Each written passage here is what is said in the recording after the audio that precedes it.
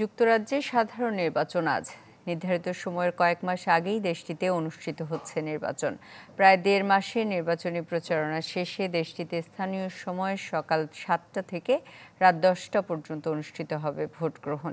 এই নির্বাচনে conservative party, labour party সহ ছোট বড় অন্তত ৯৮টি রাজনৈতিক দল অংশ নিচ্ছে। প্রতিদ্বন্দ্বিতা করছেন স্বতন্ত্র প্রার্থী সহ রেকর্ড সংখ্যক ৪,৫১৫ জন প্রার্থী। তবে রেকর্ড ভোট পেয়ে লেবার পার্টি জয়ের পূর্বাভাস দিয়েছে জরিপ সংস্থা।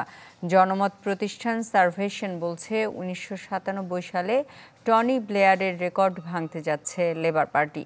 এবারের নির্বাচনে পার্লামেন্টের ৬৫০ আসনের ৪৮৪টিতেই পেতে যাচ্ছে বিরোধী এই দলটি। এদিকে ১৯০ বছরের অভিজ্ঞতা সম্পন্ন দল কনজারভেটিভের ভরাডুবির পূর্বাভাস দিচ্ছে সার্ভেশন। নগদের কাছে সব গ্রাহকই প্রিয়, তাই তো সারা দেশে ক্যাশ আউট চার্জ সবচেয়ে কম।